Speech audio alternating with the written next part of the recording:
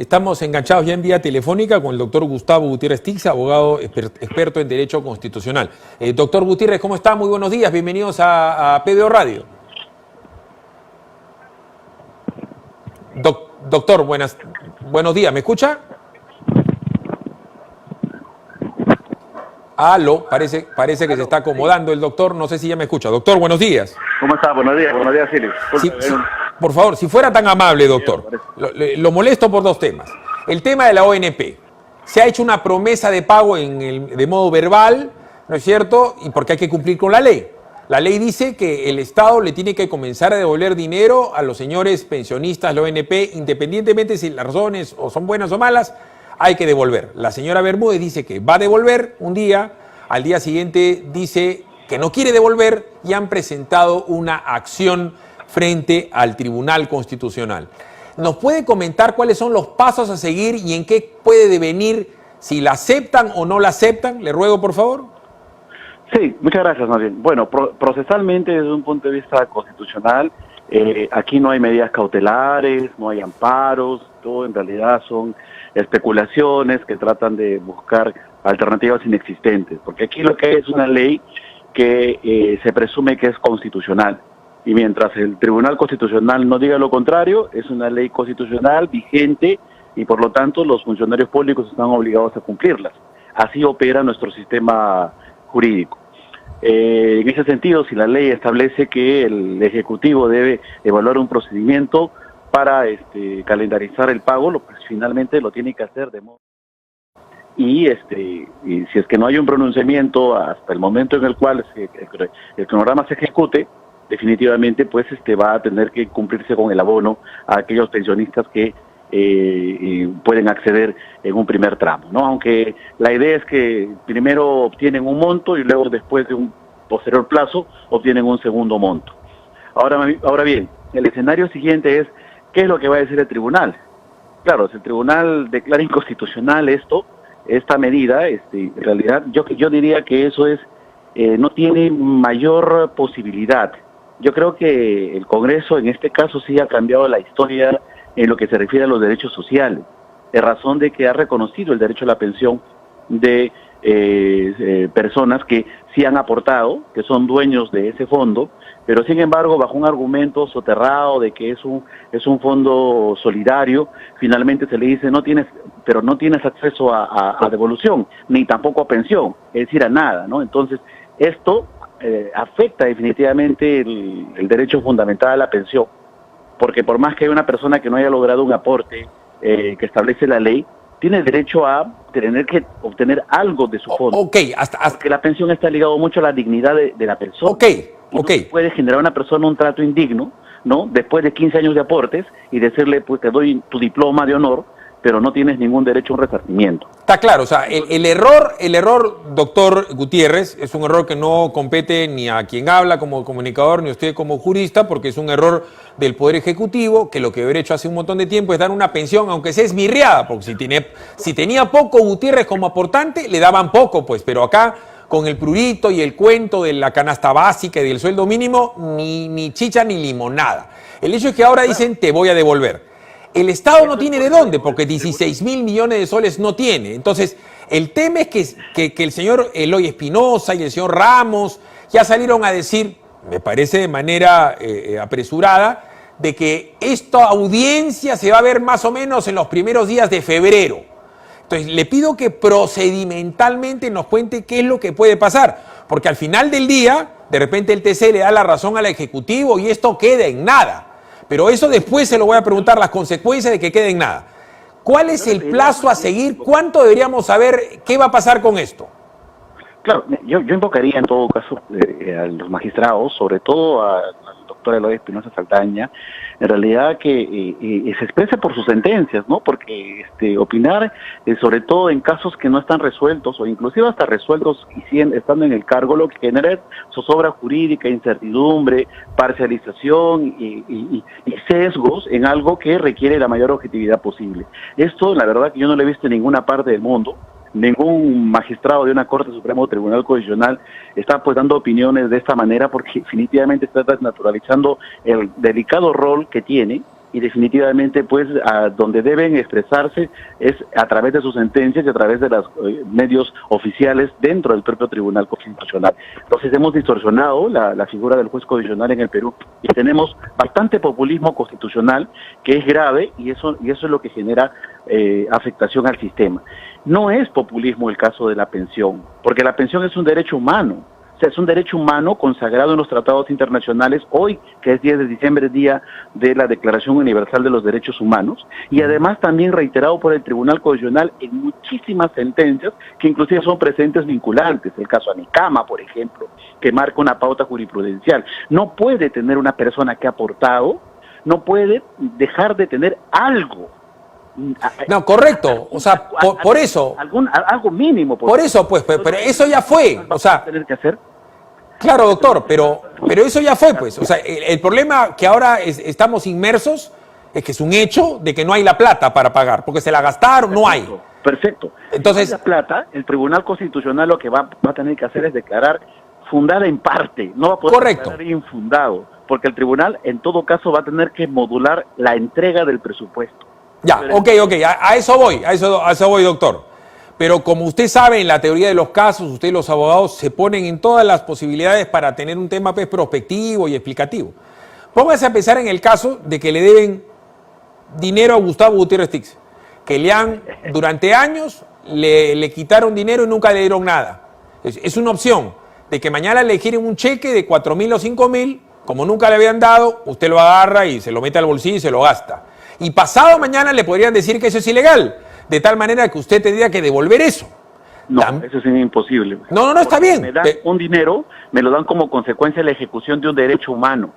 Acá la ley es constitucional hasta que el tribunal diga lo contrario. Por eso. Por tanto, todos los actos que se sucedan durante su vigencia son absolutamente válidos. Exacto. Lo que se va a generar de cara al futuro, si es que el Tribunal Constitucional declara inconstitucional esta ley y no se pronuncia sobre sus efectos complementarios tratándose de un derecho social, lo que va a generar es que las personas que han dejado de percibir por la declaración de inconstitucionalidad se vayan a los tribunales internacionales. Por eso. A poder reclamar este derecho y con el tiempo el propio Estado peruano va a tener que cumplir esa obligación porque es uniforme la jurisprudencia en el mundo, en el contexto de derecho internacional, que no se le puede privar a un aportante de un mínimo de pensión porque afecta la vida. Y ahí voy. Entonces, en ese orden lógico, el TC puede decir fundado en parte. Entonces, a la gente que ya no a Gustavo Gutiérrez, que nunca le pagaron nada, le dan al Gustavo Gutiérrez al que le pagaban alguito o le pagaban poco. Entonces, o por último, le tienen que pagar algo. Pero como se ha declarado inconstitucional en parte, ahora resulta que le van a pagar y le van a decir, esta plata que te he dado de Rancancán va a ser a cuenta de lo que te voy a tener que pagar. Sea como fuere, se va a terminar parchando lo que nunca se hizo bien, porque pensión tiene que haber. Correcto, eso está claro, o sea, puede haber inclusive hasta una demora, puede haber una reprogramación, el tribunal podría decir que dar los montos dentro de un plazo tan breve afecta el equilibrio fiscal, como algunos han manifestado, pero no va a poder dejar de reconocer este derecho que ya está vigente en el Perú y significa en realidad, creo que un aspecto importante para poder cumplir con la deuda social del Estado, porque el Estado sí es muy cumplidor con la deuda internacional o con la deuda patrimonial, ¿no? Si fuera Odebrecht, si fuera los peajes, ahí inmediatamente pues inclusive saca el Tesoro Público o emite bonos soberanos para poder endeudar. Pero cuando tenemos problemas de deuda social, de personas que son dueños de ese patrimonio, porque la intangibilidad no es del fondo, la intangibilidad es del aporte. Por eso que este aporte, que si bien puede tener una finalidad solidaria, no deja de ser patrimonio del aportante. Y es por eso que es necesario y es imperativo y es constitucional que ese aportante que no pudo cumplir los presupuestos legales tenga al menos una asignación especial. Y en todo caso el Tribunal Constitucional lo único que podrá hacer en este caso será modular para darle un contenido más racional en atención a la necesidad presupuestal y se programe el pago probablemente en lo que reste el año o el su siguiente año. A ver, hay otro tema que es bien escabroso y bien impopular, pero debe tener algún tipo de interpretación diferente a la que tiene la inmensa mayoría, es la inmunidad parlamentaria. Hemos escuchado de que los parlamentarios son unos desgraciados, y probablemente siempre lo sean, pero tenemos en el Perú gente que dice que una persona que tiene una acusación en primera instancia no debería participar en las elecciones, cosa que recorta el derecho constitucional a elegir y ser elegido. Después dicen, quienes tengan sentencia en primera instancia no podrán ser candidatos, cosa que también choca con el derecho constitucional de elegir y ser elegido. Y también está el tema de que un congresista que termina teniendo una sentencia lo tiene que desaforar, es decir, sacarlo de su trabajo para que lo metan preso o para que lo sigan juzgando. Todo eso, hasta donde yo entiendo, podría colisionar con el derecho constitucional, porque como usted sabe, en la teoría de los casos, a una persona que lo acusan de homicidio, el último día previo a la sentencia, aparece el muerto y no murió nadie y es libre. Entonces, ¿cuál es su posición con respecto a ello? Bueno, fíjense que en este tema me parece populistamente muy aceptable, pero institucionalmente muy preocupante, ¿no? O sea, habría que ver mucho el contexto comparado, y los especialistas que usualmente participan de los medios de comunicación pues tienen una referencia periodística básicamente y no teórica, y eso hace que estemos desnaturalizando nuestras instituciones.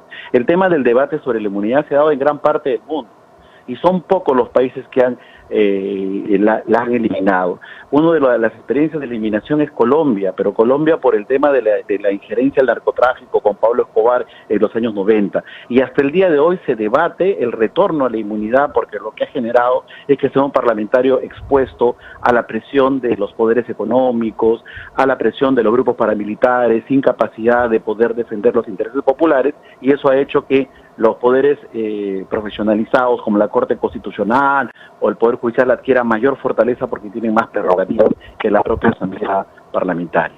En gran parte del mundo lo que se ha hecho es relativizar esta figura, es decir, por ejemplo en España, si se pedía un levantamiento de inmunidad, pues inmediatamente el Congreso tiene que pronunciarse en los siguientes 15 días. No se pronuncia, definitivamente se tiene que tomar una decisión inmediata sobre el levantamiento de fuero. No se le concedió. En España queda en silencio negativo. Nosotros hemos planteado que en el Perú debiera operar un silencio positivo. Es decir, que si el Parlamento no se pronuncia en 15 o 30 días, definitivamente se entiende por conceder el levantamiento de la inmunidad. Pero el levantamiento de la inmunidad y la inmunidad parlamentaria como tal es una institución necesaria para proteger a un Javier Descanseco frente a las petroleras, a un Vitocho frente al peaje del Callao, ¿no? A un Juan Pari frente a Odebrecht, a un Sergio Tejada frente a los narcoindultos. En consecuencia, si es que no tienen este tipo de prerrogativas, muy difícilmente van a poder enfrentarse a los poderes fácticos, porque van a estar expuestos no solamente a un abogado, a un ejército de abogados que tienen muchas veces los grandes corporaciones de poder que están interesados en mantener el status quo, que el Congreso no legisle sobre eliminación de exoneraciones tributarias, que el Congreso no establezca regímenes más fuertes para el cumplimiento de obligaciones ambientales, etcétera, de las mineras o de las petroleras. En consecuencia, vamos a tener un parlamento mucho más débil del que tenemos hoy en día. Y eso es lo que realmente quieren todo el sector que está alrededor del Parlamento, tratando de minarlo permanentemente y desprestigiarlo. Es por eso que es necesario que haya una institución que proteja al parlamentario frente a cualquier persecución de índole política. El Parlamento jamás evalúa en un pedido de levantamiento de inmunidad el hecho delictivo como tal, porque eso le pertenece al Poder Judicial. El Parlamento lo único que valora es que si hay una intencionalidad política, y si la hay, protege al parlamentario. Hemos desnaturalizado la institución, y en mucho tiene que ver la falta de inercia y desconocimiento de los propios operadores de justicia. Por ejemplo, para terminar este caso, el señor Humberto Acuña no tiene inmunidad. El señor Humberto Acuña ha sido procesado y judicializado su caso antes de ser congresista. Por lo tanto, al haber recibido una condena, no tiene nada que ver la inmunidad parlamentaria, porque la inmunidad parlamentaria protege a los congresistas que, si bien tienen hechos delictivos con anterioridad, esos hechos delictivos no tienen que haber sido judicializados. Si ya han sido judicializados, no hay inmunidad. Por tanto, el Jurado Nacional de Elecciones tiene que emitir un pronunciamiento, si es que lo mantiene en el cargo o si lo sustituye por el execretario. Pero como estamos en una onda de destruir la institucionalidad, tratamos de decir que el señor Acuña tiene inmunidad y tenemos ahí una suerte de inercia de los poderes jurisdiccionales que tampoco hacen nada, y definitivamente estamos minando preocupantemente, diría yo, las instituciones democráticas. ¿no?, de cara al futuro, ¿no?, para fortalecer la representación política frente a cualquier vicio o indicio de algún autoritarismo que pueda venir en el futuro, porque los autoritarismos en América Latina son cíclicos. Hoy le toca a Venezuela, mañana no sabemos a quién. Y por lo tanto necesitamos un parlamento con un mínimo de solidez, que es preocupante que lo estemos haciendo. Y más todavía en este momento, cuando estamos utilizando esas reformas para poder obtener réditos electorales. Lamentablemente es la situación en la que estamos. El problema, doctor, es que, claro, los parlamentarios se hacen odiar por X y Y razones. Alguien los puso, alguien votó. No es el Espíritu Santo el que los puso. Y la gente tiene todos los mecanismos, al margen de la hoja de vida y del YouTube y del Google. La gente lo pone. Lo que no entiende la gente no asume su responsabilidad. Y el día de mañana, ante cualquier parlamentario que pueda ser probo y que pueda ser un investigador importante, que choca con poderes reales, simplemente le meten 3 querellas por difamación y calumnia. Y le dicen $1 millón, $2 millones, 3 millones, 4 millones, embargo hotelero. Lo he vivido yo, doctor, en chiquito, cuando me enfrentaba a Burga. No pusieron una, 6 querellas continuas. Me costó $130.000 defenderme de las querellas. De mi plata, porque yo no represento a nadie más que a mí mismo. Pero si yo no hubiera sido, yo no hubiera hecho lo que hice, nunca nadie se hubiera fijado en Burga, que era un señor que manejaba fondos de una empresa supuestamente privada como la Federación Peruana de Fútbol, pero que tenía 1000 subsidios del Estado, entre ellos la pagadera de impuestos, entre ellos el utilizar un predio que es del IPD, en fin, utilizar el Estadio Nacional que es del Estado y así sucesivamente. Entonces, lo que no quiere entender la gente es que no todos los parlamentarios son ladrones y que si son ladrones alguien puso al ladrón ahí. Pero ese sinvergüenza tiene derecho a la pluralidad de instancias y a que le pruebes que es un ladrón. Porque si no, el poder parlamentario se va a hacer añicos. Porque las empresas mineras, las empresas pesqueras, los millonarios y los fuertes, lo achicharran a cualquier parlamentario con 3, 4 querellas, le meten 20 juicios. Entonces, ¿qué va a hacer el parlamentario? No va a fiscalizar. Entonces, que anule la labor de fiscalización del Parlamento y del parlamentario y sigamos para adelante, solamente legisla. Punto. Correcto. Y eso es anular la función principal de los parlamentos en el Estado contemporáneo. Los parlamentos en el siglo XX ya no legislan. La función de legislación se ha trasladado al gobierno, que legisla a través de los decretos legislativos y los decretos de urgencia, porque el Estado es un modelo de bienestar que tiene un gran aparato organizativo. Los parlamentos en el siglo XX y XXI empiezan a ejercer funciones de control, de fiscalización, de persecución de la coima, de la corrupción, de la componenda, del acuerdo político bajo la mesa. ¿Cómo poder hacer eso sin prerrogativas? Ese es el asunto central.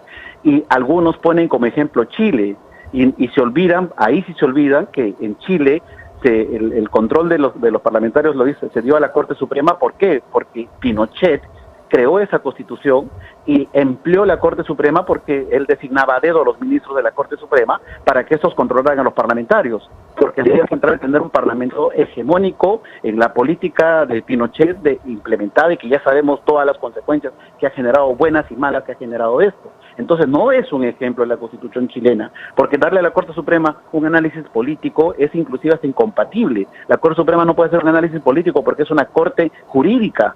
Y es por eso que el análisis político tiene que quedar en el propio Parlamento. Que tenemos que ajustar la inmunidad, perfecto. Que el parlamentario es antipático, de acuerdo, o sea, pero es antipático acá y en todo el mundo. Por eso que en el Brasil el congresista más votado es el payaso Titirica, ¿no? O en Chile uno de los diputados más votados es el comediante Florcita Motuda.